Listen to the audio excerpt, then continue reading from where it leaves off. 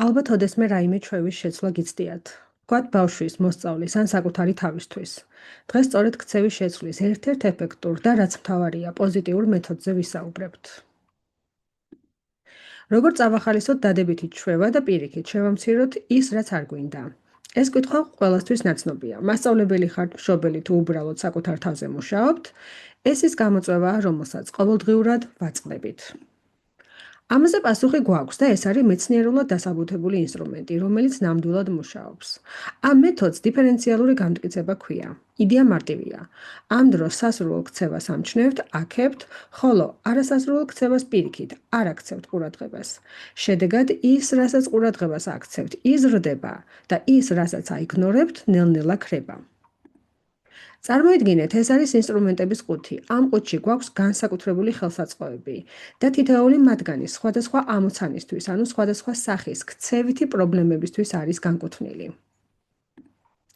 პირველი ინსტრუმენტი ეს არის ალტერნატიული ქცევის დიფერენციალური გამტკიცება, იგივე DRA. არასასურველი ქცევის უბრალოდ წაშლას კი არ ვცდილობთ, არამედ მას რაღაც უკეთესით ვანაცვლებთ. ანუ მიზანი ქცევის ჩანაცვლებაა. ამ დროს ჩვენ ვასწავლით და ვაჯილდოებთ ისეთ ქცევას, რომელიც იგივე ფუნქციას ასრულებს, რასაც პრობლემური ქცევა, თუმცა ბევრად უკეთესი და მისაღები ფორმით. როდესაც ვინმეს ვეუბნებით, ეს არ გააკეთო, მის ადგილას სიცარიელეს ვტოვებთ. DRA კი ამ სიცარიელეს პოზიტიური ალტერნატივით ავსებს. მარტივად რომ ვთქვათ, ჩვენ რამე კი არ უნდა ავკრძალოთ, არამედ უკეთეს გზას ვთავაზობთ. აქვე უნდა ვახსენოთ DRA-ის ქვესახეობა DRI, არათავსებადი ქცევის დიფერენციალური გამტკიცება. მაგალითად, DRA-ის დროს ყვირილის ნაცვლად ალტერნატიულ ქცევას ხელის აწევას ვასწავლით. ეს ორი ქცევა შესაძლებელია ადამიანმა ერთდროულად გამოავლინოს, თან იყვიროს და თან ხელიც ასწიოს. მაგრამ DRI არათავსებადი ქცევის გამტკიცების დროს კი ვირჩევთ და ვასწავლით ისეთ ქცევას, რომელიც ფიზიკურად შეუძლებელია, რომ პრობლემურ ქცევასთან ერთად გამოვლინდეს. მაგალითად, თუ ბავშვს ცერა თითის წოვის ჩვევა აქვს, ჩვენ ვასწავლით ორივე ხელით პლასტელინით ან მანქანით თამაშს. ასე თან თითის წოვას და თან სათამაშოთი თამაშს ერთდროულად ვერ განახორციელებს, რადგან ხელები დაკავებული ექნება. აი ეს არის არათავსებადი ქცევის დიფერენციალური გამტკიცება. პრაქტიკულად ამ პროცესის განხორციელების 7 საფეხურიანი გეგმა ასე გამოიყურება. პირველი, ძალიან მკაფიოდ უნდა ვიცოდეთ, რომელი ქცევის დანახვა გვინდა. მეორე, უნდა განსაზღვროთ, რომელია არასასურველი ქცევა, ანუ რომელი ქცევის დანახვა არ გვინდა. მესამე, ვპოულობთ ჯილდოს ანუ განმამტკიცებელს, რომელიც ამ ადამიანისთვის მართლაც ღირებულია. შემდეგი, ყველაზე მნიშვნელოვანია, როგორც კი სასურველ ქცევას დავინახავთ, განმამტკიცებელი დაუყოვნებლივ უნდა მივცეთ. ამავდროულად არასასურველ ქცევას სრულ იგნორს ვუკეთებთ, თითქოს არც მომხდარა. და ბოლოს, როცა ჩვევა უკვე ყალიბდება, განმამტკიცებელს უფრო იშვიათად ვაძლევთ, რომ ქცევა შენარჩუნდეს და განზოგადეს სხვა სიტუაციებზე. ახლა შევეხოთ შემდეგ ინსტრუმენტს, ეს არის DRO, სხვა ქცევის დიფერენციალური გამტკიცება. ეს მაშინ გვჭირდება, როდესაც ჩვენი მიზანი უბრალოდ ქცევის ჩანაცვლება კი არა, არამედ რომელიმე ქცევის სრულიად ნულამდე დაყვანა და აღმოფხრაა. ანუ გამტკიცება ხდება რეაქციის არ გამოვლენისთვის. ჩვენ ვაჯილდოვებთ არა იმისთვის, რომ რომელიმე ქცევა გამოავლინა, არამედ იმისთვის, რომ კონკრეტული ქცევა არ გამოავლინა. ანუ ვაჯილდოვებთ პრობლემური ქცევის არარსებობას დროის კონკრეტულ მონაკვეთში. DRO-სთვის ცერა თითის წოვის კლასიკური მაგალითის შემთხვევაში ვიღებთ ტაიმერს და ვაყენებთ დროს, პირობითად 2 წუთი. თუ ამ 2 წუთის განმავლობაში ბავშვმა თითი არ ჩაიდო პირში, ის იღებს განმამტკიცებელს, მაგალითად საყვარელის ღაპრის 1 გვერდის წაკითხვა. მაგრამ ამ 2 წუთის განმავლობაში თუნდაც 5 წამით ჩაიდო თითი პირში, ჯილდო არ მოყვება და ტაიმერი თავიდან უნდა ჩავრთოთ. როგორც კი თანმიმდევრულად 2 წუთის განმავლობაში ქცევა არ გამოვლინდება, ბავშვი ჯილდოს მიიღებს. შემდეგ დრო უნდა გავზარდოთ 3 წუთამდე, 5 წუთამდე და ასე შემდეგ, სანამ პრობლემა სრულიად არ გაქრება. ახლა განვიხილოთ შემდეგი ინსტრუმენტი, ეს არის DRL, დაბალი სიხშირის ქცევის დიფერენციალური გამტკიცება.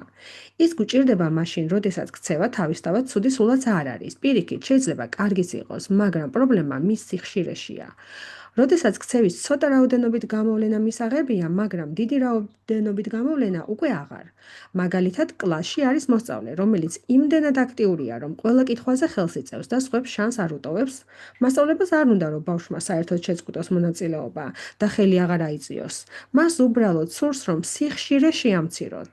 სწორედ ასეთი სიტუაციებისთვის არის შექმნილი DRL-ი, მაგალითად, ადგენთ კრიტერიუმს ერთი გაკვეთილის განმავლობაში მაქსიმუმ 5 ჯერ შეუძლია ხელის აწევა, რაც წახალისდება. შემდეგი ინსტრუმენტიც ქცევის სიხშირის შემცირებისთვის გამოიყენება. ეს არის DRD, სიხშირის შემცირების დიფერენციალური გამტკიცება. გამოიყენება მაშინ, როდესაც სრულად არ გვინდა ქცევა ჩავაქროთ. DRD ფაქტობრივად DRL-ის სპეციფიკური გამოყენებაა, სადაც კრიტერიუმი სისტემატურად და ეტაპობრივად მცირდება.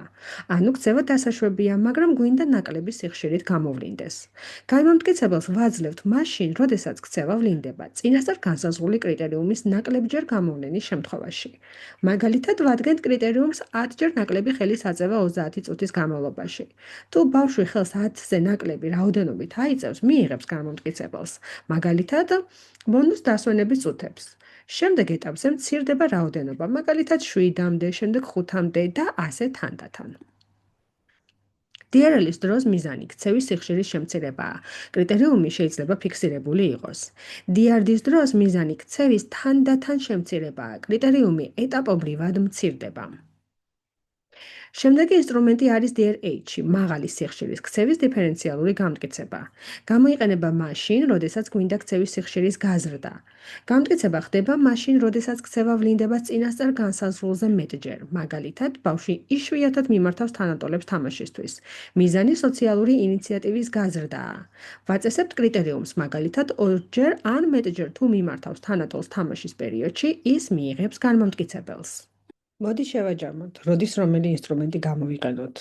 თუ გვინდა, რომ ერთი პრობლემური ქცევა მეორე სასურველი ქცევით ჩავანაცვლოთ, მაშინ DRA ან DRI უნდა გამოვიყენოთ. თუ მიზანია, რომ პრობლემური ქცევა სრულად ბოლომდე აღმოფხრათ, მაშინ ავარჩევთ DRO-ს. ხოლო თუ გვინდა, რომ ქცევა უბრალოდ მისაღებ დონემდე შევამციროთ, მაშინ საუკეთესო არჩევანი DRL ან DRD თანდათან შემცირებისთვის იქნება. ქცევის სიხშირის გაზრდა თუ გვინდა, მაშინ DRH-ში იქნება შესაბამისი მეთოდი.